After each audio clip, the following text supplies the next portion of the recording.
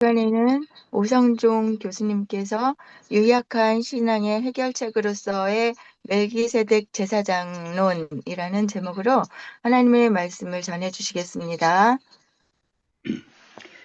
할렐루야. 아멘. 오늘 본문 말씀 아주 상당히 긴 말씀이죠. 히브리서 5장 11절부터 6장 20절까지 말씀을 같이 읽었습니다. 이 말씀을 부분적으로 하나씩 설명을 하다가 보면은 엄청나게 시간이 소요가 됩니다. 이것을 다루는 거가 쉽지가 않고 어려운 부분이 상당히 많아요. 한 부분이 참 어렵습니다. 그래서 히브리서 주석책을 들여다보게 되면은 더 머리가 아프다 이렇게 생각이 될 거예요, 아마. 거기에 대해서 논란도 많고, 그런 문제가 있구나, 이런 해석이 있구나, 다른 또 해석도 있구나, 그런 논쟁이 있구나 하는 것을 들여다볼 때 머리가 아플 정도로 참 많이 힘이 듭니다. 특별히 어려운 부분이 어디냐 그러면은 아주 성경을 연구하는 사람들, 신학을 조금 아는 사람들에게 있어서는 아주 히브리서에서 유명한 곳이 있어요. 아주 난해 구절이라고 하는 곳입니다. 성경에 보면 난해 구절이 여러 군데 많이 있습니다. 요한계시록만 난해 구절이 많은 게 아니라 성경 전체에서 보게 되면 이것은 이해가 잘 안 되는데 이렇게 이해해야 돼. 또 딴 사람 보면 그렇게 이해하면 잘못된 거야. 이렇게 이해해야 돼. 또 딴 사람이 보면 두 사람이 다 틀린 거예요. 또 이렇게 생각하고 그래서 논란이 많은 구절들이 있는 가운데에서 특별히 히브리서 6장 4절에서 6절 히브리서 전체에서도 가장 논란이 많은 구절이 히브리서 6장 4절에서 6절이에요. 오늘 읽은 본문 말씀 가운데서도 아주 그 말씀이 포함이 되어 있는데 그걸 미리 한번 좀 보는 게 좋을 것 같습니다. 무슨 구절인데 그렇게 논란이 많은가? 한번 보겠습니다. 6장 4절에서부터 6절까지요. 한번 빛을 받고 하늘의 은사를 맛보고 한번 빛을 받고란 말은 뭐냐면은 예수 그리스도를 한번 믿어서 전에는 어두운 가운데 있었는데 이제는 빛의 자녀가 됐다 이런 뜻입니다. 이후에 10장 32절에도 똑같은 표현이 나와요. 너희가 빛을 받은 후에 고난의 큰 싸움을 겪은 것을 기억을 하라 이렇게요. 예수 그리스도를 믿고 이제는 하나님의 자녀가 되어서 신앙생활을 하게 된 것은 이제 빛을 받은 거예요. 우리들이 다 빛을 받은 자들입니다. 예수님도 너희는 세상의 빛이다 이런 말씀도 하셨죠. 그리고 사도 바울도 에베소서 5장 8절 9절에서 너희가 전에는 어둠이더니 이제는 주 안에서 빛이라 이런 말씀이 있어요. 사도 바울이 또 사도행전 26장 18절에서 예수님께로부터 사명을 받았어요. 네가 이스라엘 사람들 많은 사람들을 어둠 가운데서 빛 가운데로 인도를 하라 그렇게 말씀했어요. 우리들이 복음을 전해서 사람들 예수 믿게 하는 것은 사람들을 어둠 가운데서 빛 가운데로 이끄는 거라고 할 수 있습니다. 그래서 너희가 한번 빛을 받았다 그러면 예수를 믿었다 거듭났다 이런 의미가 되는 것입니다. 그 다음에 하늘의 은사를 맛보고 성령에 참여한 바가 되고 하나님의 선한 말씀과 내세의 능력을 맛보고도 타락한 자들 이렇게 말씀을 했어요. 그러니까 한번 믿었는데 무슨 체험을 또 받았느냐 하늘의 은사를 맛봤다 그랬어요. 하늘의 은사 그것은 하나님께서 여러 가지 많은 은사도 주시고 우리에게 많은 깨달음도 주시고 하나님의 은사가 참 한량이 없잖아요. 뭐 성령의 은사만이 아니라 여러 가지 많은 은사를 체험을 했어요. 성령에 참여한 바 됐다 이거예요. 어떤 성령 체험도 가지고 성령의 감동도 받고요. 아, 이거 안 믿는 사람들에게 이런 것이 없는 거죠. 하나님의 선한 말씀을 또 맛을 봤어요. 하나님의 선한 말씀, 이거 하나님의 말씀이, 야, 이런 말씀, 저런 말씀 보니까 너무 은혜가 되는 거예요. 꿀송이 같이 단 말씀이다. 야, 하나님의 말씀의 맛이 너무 참 좋다. 은혜 받았다. 그래서 하나님의 선한 말씀도 맛보고, 내세의 능력도 맛봤다 그랬어요. 내세에 어떤 일들이 많이 벌어질 것에 대해서 하나님께서 미리 조금씩 이렇게 맛을 보게 해주시는 거예요. 환상도 보게 하시고, 어떤 사람들은 입신해 가지고서 어디 들어가 보기도 하고, 초대교회 때는 그런 일들이 아주 많이 있었을 거예요. 내세 능력까지도 맛을 봤어요. 그런데 그러고서 타락한 자들, 아이고, 이것은 정말 이 세상 사람들은 타락해서 본래 살고 있는 거 아니겠습니까? 그 중에서 선한 사람들도 많이 있지만, 그래도 영적으로 보기에는 그 사람들은 다 어둠 가운데 있는 사람들이고 하나님하고 관계가 없는 사람들이지 않겠어요? 그런데 예수를 믿어서 변화를 받아서 여러 가지 많은 체험도 가지고, 참 놀라운 거예요. 세상 사람들이 받지 못한 건 내가 받았다 이거예요. 얼마나 감사합니까? 그래서 은혜 가운데서 살다가 타락했다 이거예요.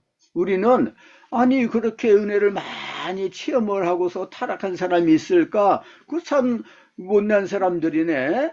어떻게 하나님이 그렇게 은혜를 많이 체험하게 해주셨는데 타락했을까 하는 생각이 들어가지만은, 그러나 우리가 당시 예수 믿는 사람들이 믿기가 참 어려웠어요. 오늘날에는 예수 믿는다 그래서 막 핍박을 하고 그러는 거 우리 가운데서는 그렇게 많이 보진 못해요. 그렇지만은 우리나라에서도 초대교회 때 예수 믿기가 참 어렵지 않았습니까?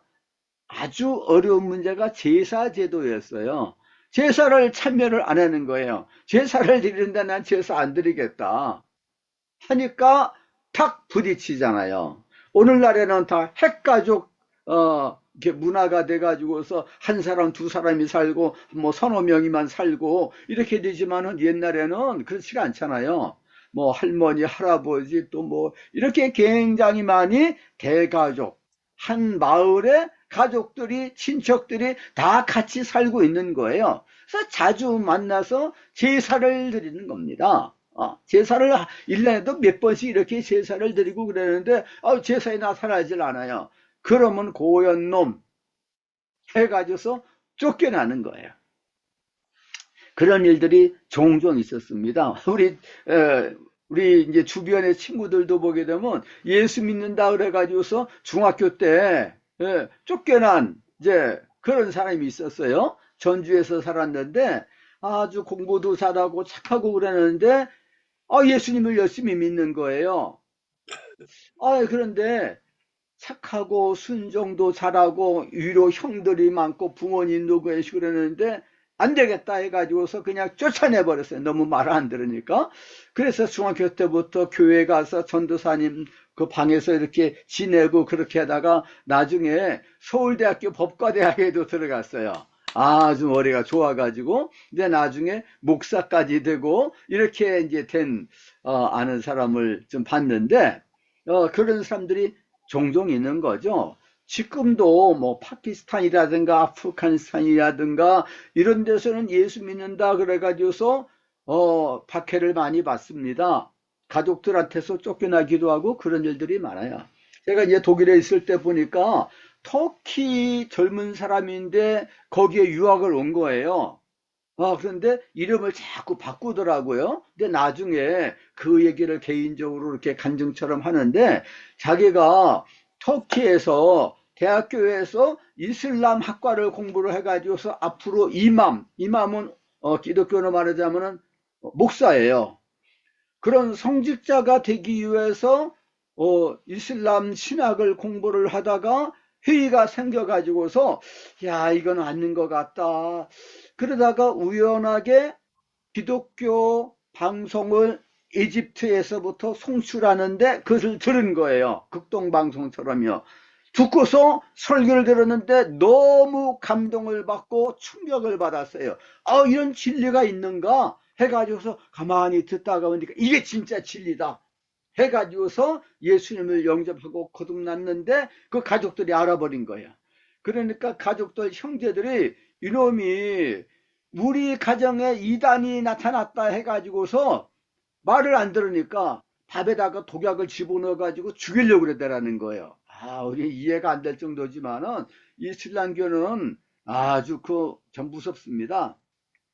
자기를 죽이려고 막 그랬는데 언제 죽을지도 모르는 거예요. 그렇게 하다가 그 터키로 도망을 온 겁니다.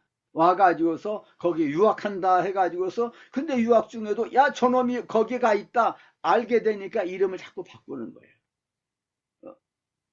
그런 것까지 이제 봤습니다. 예, 파키스탄이라든가 인도 같은 데도 보게 되면은 아주 그 박해를 하는 데는 굉장히 박해를 많이 받고 있고 중국에서도 지금 박해를 엄청나게 많이 받지 않습니까? 그리고 북한은 더 말할 것도 없죠. 북한에도 성경을 가지고 있다는 죄만 가지고서도 그냥 집단 성수에 끌려가 가지고서 강제 노역을 하게 되고 거기서 나오지는 못하는 겁니다. 그런 일들이 초대교회 때 많이 있었기 때문에 그래서 타락을 하는 거예요. 근데 이 타락하는 것은 아니 사람들이 예수 믿다가 좀 더 타락했다가 다시 회개하고 돌아오고 그러는 경우도 사실 많이 있지 않습니까? 작은 타락, 큰 타락 많이 있는 거예요. 근데 그런 걸 말하는 게 아니에요. 원문상의 이 표현이 어떤 의미냐 그러면 결정적인 타락을 말하는 거예요.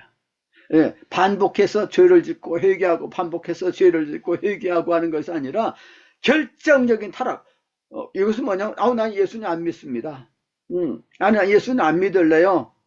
나 더 이상 감옥에 집어넣지 마세요. 아니 더 이상 죽이지 마세요.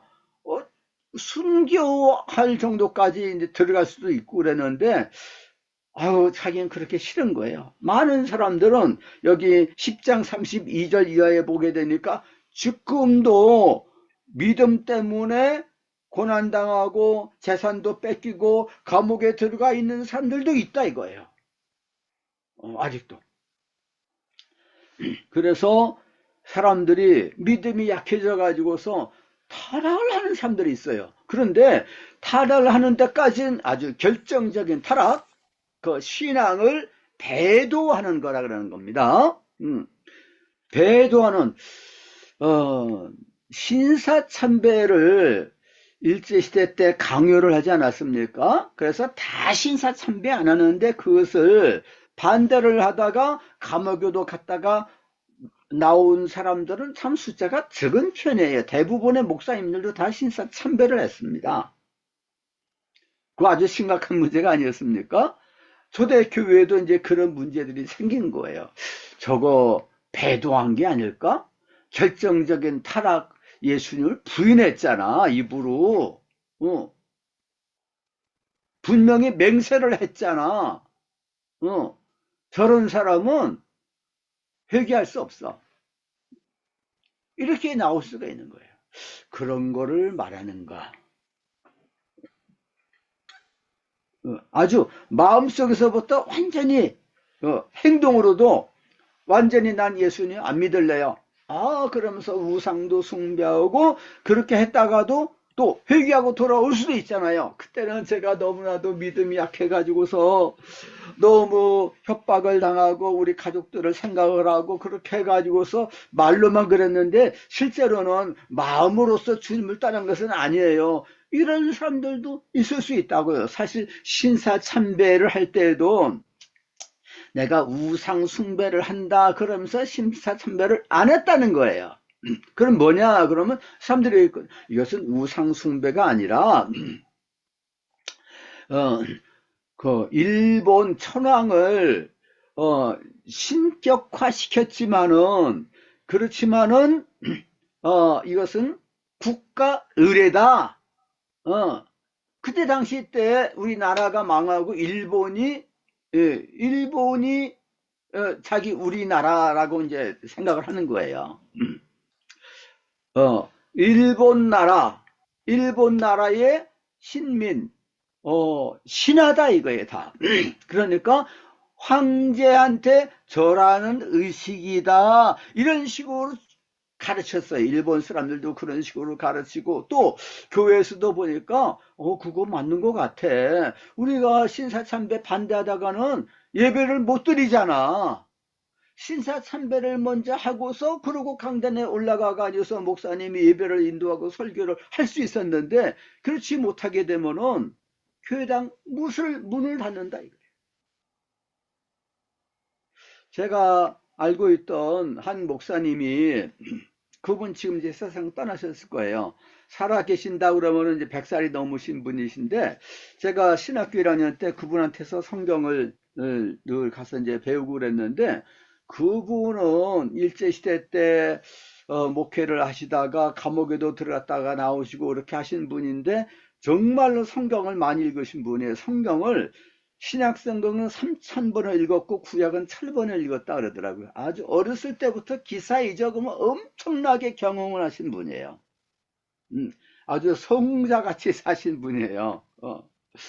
그분 이렇게 말씀을 들으면은 얼마나 은혜가 되는지 몰라요. 참 감동을 많이 받고 그런 분인데, 고난도 많이 겪으신 분인데요. 그분 일제시대 때 신사참배를 이제 반대하고 그러니까 목회를 하는데, 그래서 이제 감옥에 들어갔어요. 들어갔다가 너무 그 간수라고 그러지 않습니까? 간수가 너무 감동을 받은 거예요.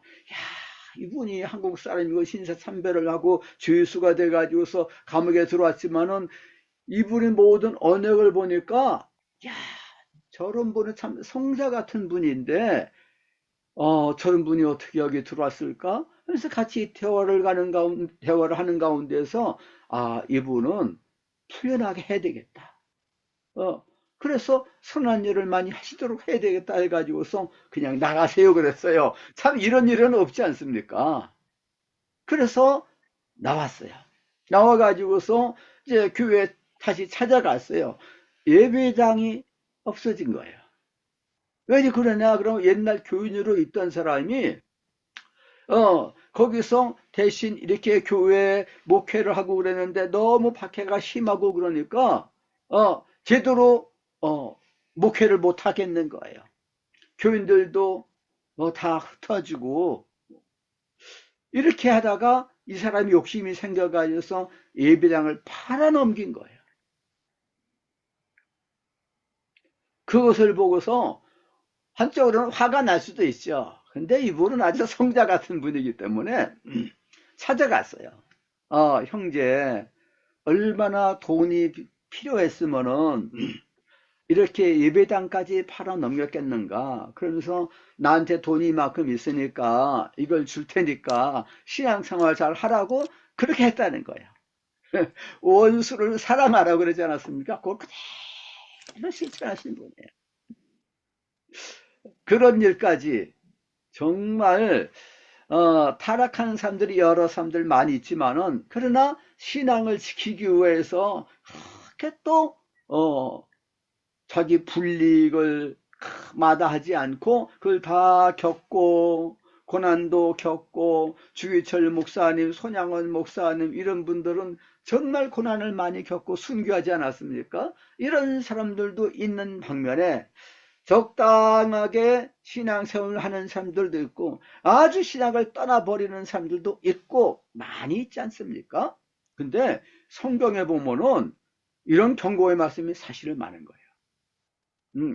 정말 예수님을 믿다가 세상을 떠나버린 사람들, 그냥 예수님 완전히 버리고, 그리고 세상으로 간 사람들도 좀 있는 것 같아요. 그 사람들이 마음으로는 주님을 따른 것은 아니지만 그래도 세상도 좋고 그래가지고서 좀 타협하는 거죠. 육신적인 신앙 가진 사람들도 있는 것 같아요. 디모데 후서를 한번 보겠습니다. 디모데 후서, 디모데 후서의 4장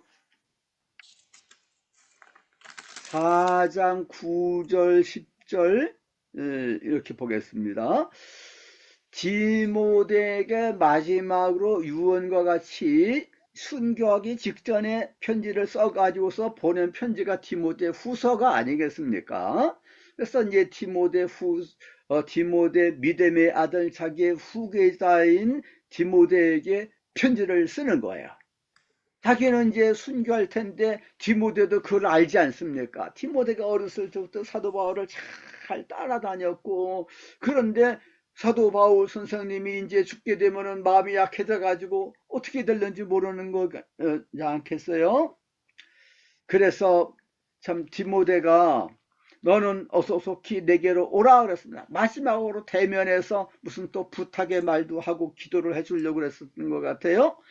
대만은 이 세상을 사랑하여 나를 버리고 그랬어요. 데마가 사도 바울의 동역자였어요. 아주 신앙이 좋았는데 너무 박해가 심하고 그러니까 이때가 어느 때냐면 네로 황제 때예요. 네로 황제 때 그 박해가 아주 혹독했습니다. 크리스찬들을 다 붙잡아다가 나무에다가 매달아 놓고 거기다가 기름을 다 칠해 가지고서 그래서 불을 붙여 가지고 밤중에 촛불을 만들었다는 거예요. 사자 굴속에다가 집어넣고요. 그런 때였었습니다. 그러니까 대만은 살짝 피한 것 같아요. 세상을 사랑하여 나를 버리고 데살로니가로 갔고, 그레스게는 갈라디아로, 디도는 달마디아로, 디도가 디도서가 있지 않습니까? 디도는 사도 바울의 동역자로서 얼마나 충성스러운 아주 훌륭한 동역자 가운데서 한 사람이었는데, 디도까지도 달마디아로 멀리까지 가버렸어요. 누가만 나와 함께 있느니라 그랬습니다. 누가복음 사도행전을 쓴 의사 출신 누가, 사도 바울을 늘 따라다니면서 사도 바울이 여러 매도 한없이 많고 육체 가시, 몸에 질병이 있는 거예요. 사도 바울이 나이도 많고 그러니까 자기가 의사로서 돌봐주지 않으면 안 되는 거예요. 그런 충성스러운 누가는요, 사도 바울에게 충성했을 뿐만 아니라 자기 사명을 따라서 끝까지 충성하는 사람, 하나님이 인정하시는 하나님의 신실한 종이었어요. 그러니까 하나님이 누가를 통해 가지고서 누가복음 사도행전을 기록하게 한 것이 아니겠습니까? 아무나 하나님께서 크게 쓰시는 게 아니거든요. 신실한 믿음, 배도하지 않는 믿음, 인내하는 믿음, 그런 믿음이 있어야 되겠습니다.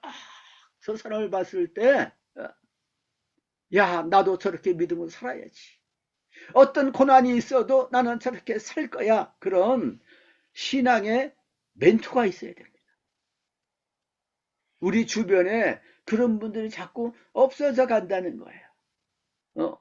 우리가 주변에서 보면, 저분 정말 훌륭한 분이야. 이런 분들이 있지 않습니까? 제가 아까 말씀을 드린 그 목사님은, 저는 오랫동안 그분한테서 성경 배운 게 아니에요. 그냥 몇 달 성경을 배웠는데, 저한테는 큰 감동으로 다가온 겁니다. 나도 저분처럼 살아야지. 그분을 통해서 산상설교를 쭉 강의를 들었는데 그 내용은 많이 잊어먹었죠. 그러나 예수님을 닮고 예수님을 따라가는 길은 고난의 길이지만은 나는 그 길을 갈 거야. 그분이 쓴 이제 작은 책인데 무슨 책이 있느냐 그러면은 세상에서 영원한 것 두 가지, 이렇게 말씀을 했어요. 그런 제목을 붙여가지고서 뭘 썼느냐 그러면 이분이 기사이적 행하신 것을 아주 어렸을 때부터 기사이적을 많이 행하셨습니다. 그런 기사이적을 많이 행한 것들 거기에 넘어갈 수도 있고 잘못하면 이단에 빠질 수도 있어요. 근데 그분은 성경을 많이 읽었거든요. 그래서 성경 많이 읽는 가운데서 깨달은 거가 있어요. 기사, 이적 이런 것들도 다 그냥 부분적인 거예요. 정말로 하나님께서 우리에게 주신 은혜, 영원한 것 두 가지를 알려주셨다는 게, 하나는 주의 말씀은 세세토록 있도다 했는데 하나님의 말씀이 영원하다 이거예요. 아멘. 그건 올바른 깨달음이 아니겠습니까? 아멘. 하나님의 말씀이 영원하지. 아멘. 하나님의 말씀에 붙들리라. 아멘. 하나님의 말씀. 그래서 말씀을 사랑하는 사람이 이제 돼야 되는 거죠. 저도 늘 그래서 강조합니다. 오직 말씀이다. 그래서 하나님의 말씀은 영원하다.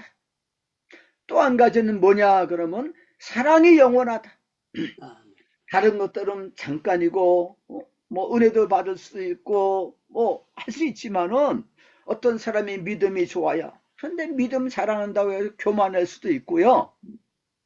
그런데 믿음, 사랑, 소망은 항상 있을 것인데 다 필요하지. 항상 있어야 돼요. 근데 제일은 사랑이라 그랬어요. 사랑. 성경에서 보니까 사랑이 없으면 아무 소용이 없다 그랬어요. 모든 다 끊어지고 멈추고 다 변화되지만 그러나 사랑만은 영원하다. 어떤 분이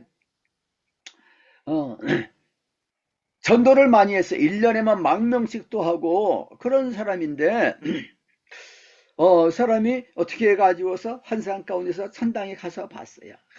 나는 전도를 많이 했으니까 사랑이 많을 거야. 저 사랑이 이렇게 많지가 않더래요. 왜 이렇게 많지가 않습니까? 그랬더니 네가 욕심으로 칭찬받기 위해서 무슨 상 받기 위해서 명예를 위해서 네 직책이 그러니까 해서 열심히 전도했다는 거예요.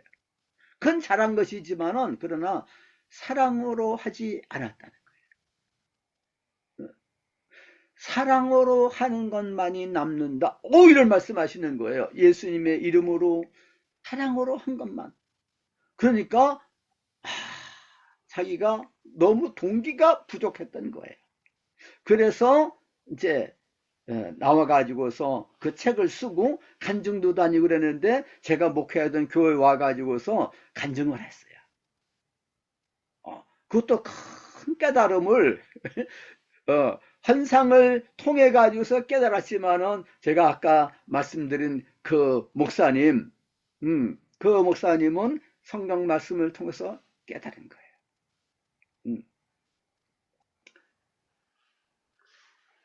눈을 들어 하늘 보라. 이제 이 찬송이 있지 않습니까? 이 찬송을 지으신 분도 제가 말씀드린 그 최 목사님의 제자인데 아주 충성스러운 제자로서 그분이 나중에 이 최종훈 목사님을 미국까지 모시고 가가지고서 미국에서도 집회를 많이 이제 하게 했는데 미국에서 계시다가 아마 돌아가셨을 것 같아요. 저는 그 책을 읽으면서 또 그 목사님의 말씀을 들으면서 참 감동을 많이 받았어요. 일생 동안 나는 이것을 추구하리라. 말씀과 사랑을 추구하리라. 아주 짧은 기간이었지만은 저희는 마음 깊이 이렇게 박혀 있었어요. 근데 사도 바울이야말로 정말로 그렇게 산 사람이 아니겠습니까? 그러니까 디모데도 그걸 다 이제 본받은 사람이에요. 그런데 또 그 중에는 사도 바울에게서 감동을 많이 받았지만은 또 완전한 뭐 배신이라고 할 수가 없겠지만은 그래도 세상이 좋은 거예요. 편한 거예요. 그래서 이렇게 떠났다 이게요. 그런데 누가만 나와 함께 있느니라. 참 어떻게 보면 쓸쓸한 얘기이기도 하지만은 진리를 따라서 가는 그 길은 참으로 좁구나.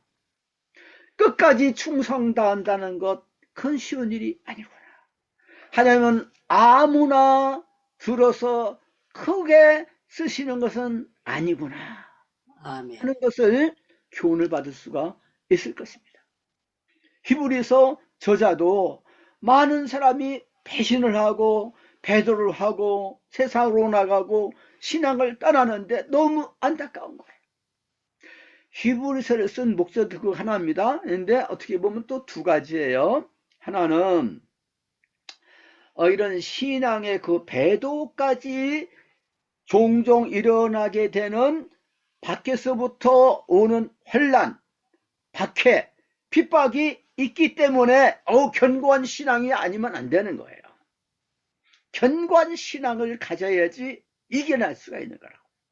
이것이 없게 되면 신사참배, 한국교회가 다 신사참배 가담했다가, 그래서 유교가 난 것, 우리나라가 분단이 된 것은 신사참배를 반대한 죄다. 많은 분들이 그렇게 얘기를 하지 않습니까? 그래서 우리가 정말 타락하면 안 되는 거고, 절기를 지켜야 되는 거고, 본래 이 생명으로 인도하는 그 문은 좁고 그 길이 협착하여서 찾는 이가 적다고 그랬습니다. 어떤 분들은 하나님께서 알게 해주셨다는 거예요. 한국 교회 안에 구원받는 사람이 적다는 거예요. 교회 밖에 있는 사람들이 구원을 못 받는다는 얘기가 아니라 한국 교회 안에 오늘날에 너무 세속화되어 있다는 거예요. 그래서 아주 사람들은 많이 교인들이 많아졌지만은 하형평준화가 됐다는 거예요. 그래서 구원받는 사람이 교회마다 많이 틀리겠지만은 전체적으로 볼 때는 너무 적다. 근데 그런 얘기를 교회에서는 목사님들이 안 하죠. 그렇지만은 하나님의 음성을 듣는 사람들은 그 얘기를 하는 것입니다. 정말로 우리가 깨어 일어나야 될 줄로 믿습니다. 미혹을 받지를 말아야 될 줄로 믿습니다. 넓은 길로 가면 안 되겠구나. 예수님이 하신 말씀이에요. 마태복음 7장에서 누구한테? 제자들에게 하신 말씀이에요. 사도 바울도 그런 말씀을 많이 했는데 히브리서 저자도 그런 말씀을 한 거예요. 그리고 시간이 많이 없지만은 이제 결론을 내려야 되겠습니다. 5장 11절부터 14절을 말씀을 보게 되면은 지금 이제 본론에 들어가서 4장 14절부터 예수님이 하나님의 아들이시고 대제사장이 되시고 우리의 죄를 담당하시고 하늘 지성소로 가는 길을 활짝 열어주셨으니까 우리 주 예수님 대제사장을 힘입어서 은혜 보좌 앞에 시시때때로 돕는 은혜를 얻기 위해서 담대히 나가자. 이것이 주제 아니겠습니까? 그래서 대제사장론, 죄를 용서를 받고 하나님 앞에 어떻게 담대히 나갈 수 있게 됐는지에 대해서 이제 그 4장 14절부터 10장 18절까지 쭉 본론에서 강해를 하는데, 그래서 5장 1절부터 대제사장의 자격 해가지고서 우리 주님은 대제사장으로서 완전하신 분인데 어떤 또 대제사장이냐 그러면은 자비로우신 대제사장이고 우리의 연약함을 긍휼히 여겨주시는 공정하시는 분이다는 것을 얘기해요. 그런 자격자, 그런 대제사장이라고 한다면 우리 막 달려가지 않겠어요? 그런 분이신데 우리 주님은 죽음의 고통을 통과를 하신 분이에요. 죽음의 시험, 죽음의 이 엄청난 고통을 통과를 하신 분이에요.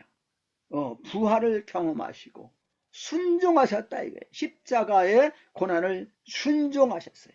그래서 받으신 고난으로 순종함을 배워 온전하게 되셨은즉 자기에게 순종하는 자들, 우리는 믿는 사람들은 다 예수니까 순종하는 자들인데 순종하는 자들 끝까지 구원해 주시는 분이다 이거죠.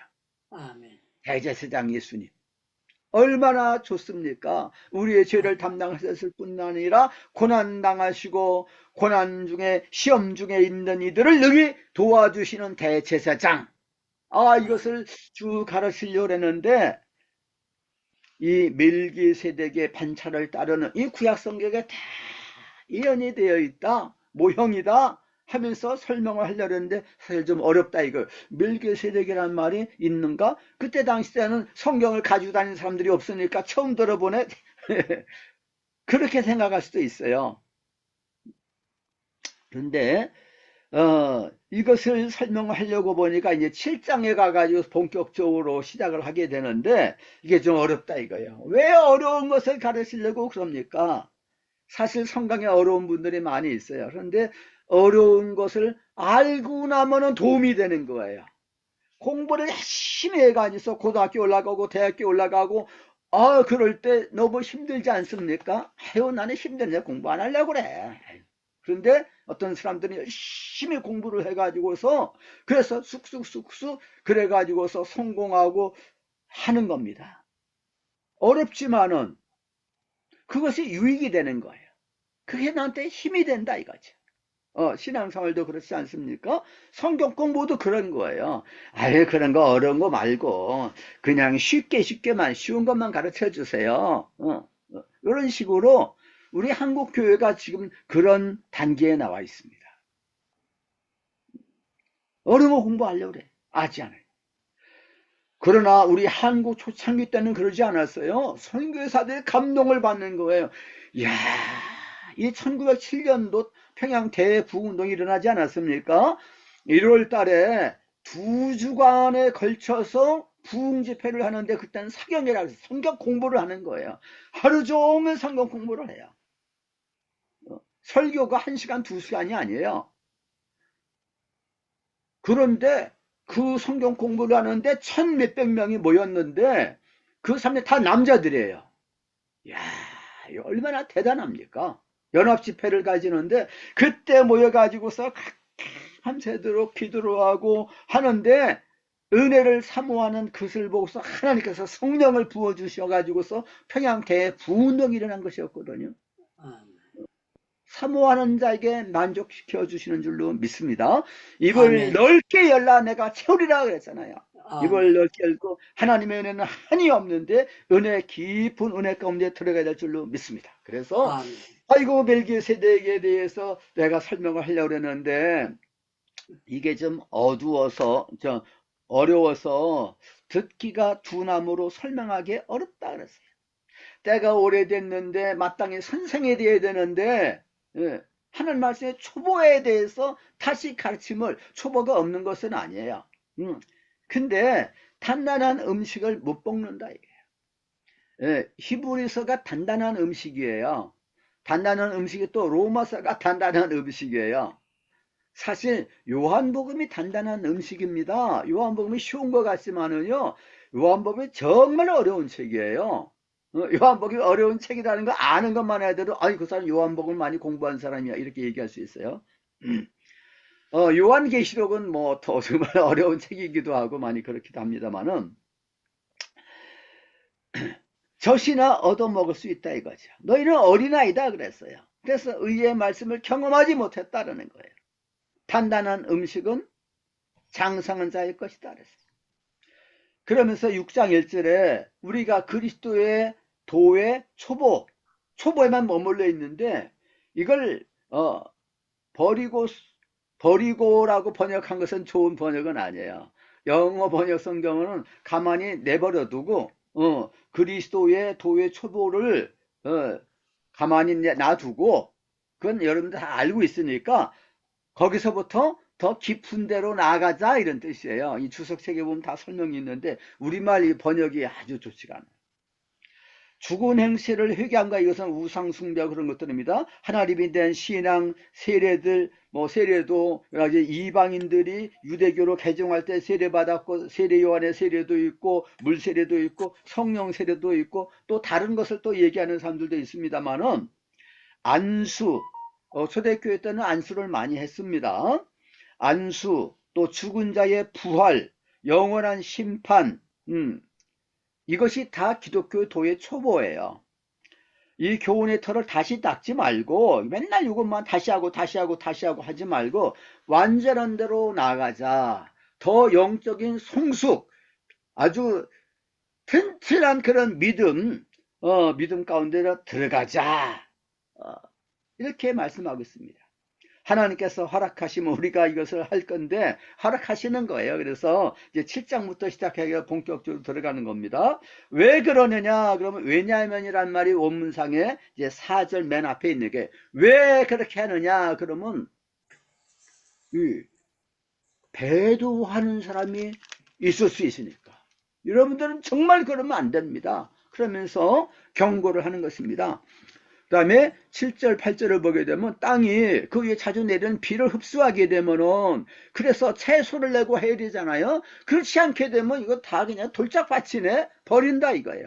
여러분들이 은혜를 받았는데 구원을 받았는데 여러 가지 은사도 체험을 하고 그랬는데 열매가 있어야 되지 않습니까 이거예요.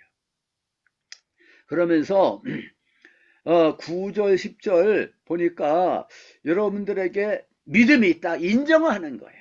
여러분들에게 믿음이 있고 소망이 있고 사랑이 있다. 믿음, 소망, 사랑이 있으면 그건 이제 완전한 겁니다. 그런데 더 완전한 대로 나가자 이렇게 얘기를 하는 것입니다. 13절부터 그 이하는 자세히 설명 안 하겠습니다. 여기서는 지금 예화를 드는 거예요. 예화. 아브라함이 우리 하는 모형이에요. 아브라함을 보게 아유 아브라함이 믿음의 조상 아니겠습니까? 아브라함은 참 변함없는 믿음을 가지고 있잖아요.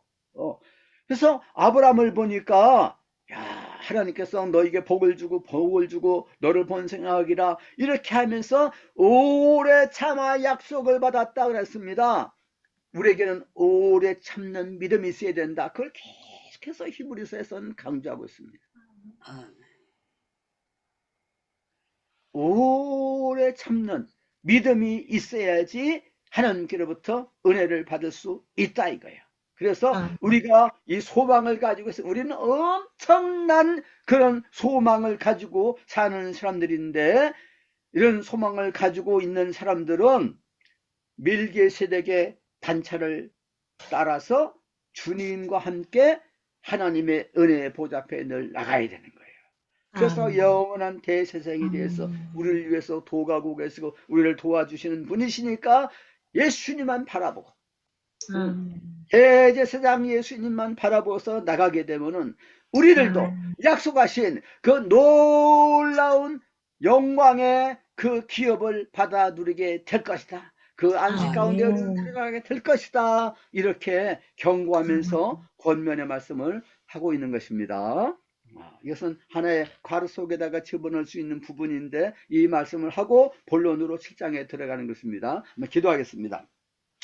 우리 아버지 하나님께서는 우리에게 하나님의 말씀을 주셨습니다. 예수 그리스도에 대한 믿음, 은혜로 구원을 받는 이 믿음을 우리에게 허락해 주셨는데 그런데 이것은 초보가 되는 줄로 믿습니다. 이것에만 머물러 있게 되면은 구원파 신앙에 빠지게 됩니다. 주님이여 하나님의 말씀의 진리를 잘 깨달아 알게 해주시옵시되 더 깊은 데로 들어가게 만들어 주시옵소서. 어려운 말씀이라 하더라도 그 말씀을 열심히 상고하고 깨달아 아는 가운데서 더 은혜를 받고 유익을 얻고 흔들리지 않는 믿음의 장부가 되게 해주시고 다른 사람들을 가르치고 지도할 수 있는 영적인 선생이 되고 선배가 되고 멘토가 되고 길잡이가 될 수 있는 우리가 되게 만들어 주시옵시기를 그래서 우리 구주 예수 그리스도의 이름으로 기도하옵나이다. 아멘. 예, 우리 하나님 세상에서 불러주시고 사탄의 권세에서부터 우리를 해방시켜 주셔서 빛의 자녀가 되게 해주시고 하나님의 자녀가 되게 해주셨습니다. 하늘 시민권을 가지게 만들어 주셨사오니 감사합니다. 이런 이 세상에서 살아가는데 여러 가지 많은 유혹을 받습니다. 주님이여 세상 유혹, 세상에 많은 미혹을 받습니다. 이런 때에 깨있게 만들어 주시고 너 성령의 감동 감화 가운데 살아가게 만들어 주시옵소서. 하나님의 진리의 말씀에 굳건히 서서 흔들리지 않게 만들어 주시옵시기를 원하옵나이다. 더 깊은 은혜 가운데 들어가게 만들어 주시고 진리를 깨달게 만들어 주시고 확실히 넘치는 삶을 살게 만들어 주시옵소서. 사랑을 추구하게 만들어 주시옵소서. 성령 사모하게 만들어 주시옵소서.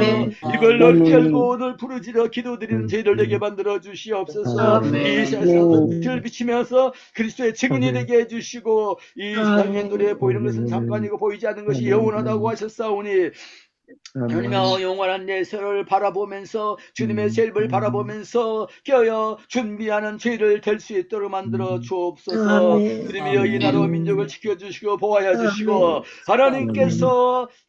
하나님께서 사랑하시고 축복하시는 그런 나라 되게 부족함이 없게 만들어 주시옵시고 아멘. 이스라엘 대통령도 우리 주님 직무에 복귀하게 만들어 주시옵시고 이 아멘. 나라 정상적으로 운행이 되게 만들어 주시고 모든 한국가 세력들 모든 주님 위험한 세력들 다 제거시켜 주시옵시고 진멸시켜 주시옵소서.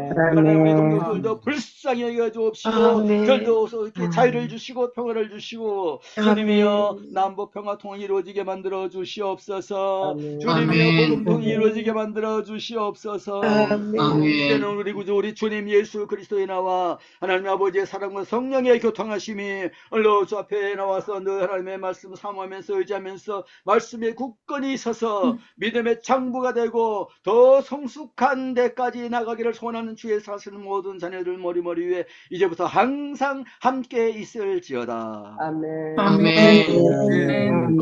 주님께 영광의 박수 돌리겠습니다. 감사합니다. 주님 감사합니다. 성령님 감사합니다. 교수님 감사합니다. 오늘 사회 보시고 또 화면 띄워주신 모든 분들 감사합니다. 예, 아침 식사 잘 하시고요. 주일에 은혜의 주인공 되시고 저녁 예배 때 또 은혜의 장마비가 또 쏟아지게 될 것입니다. 예.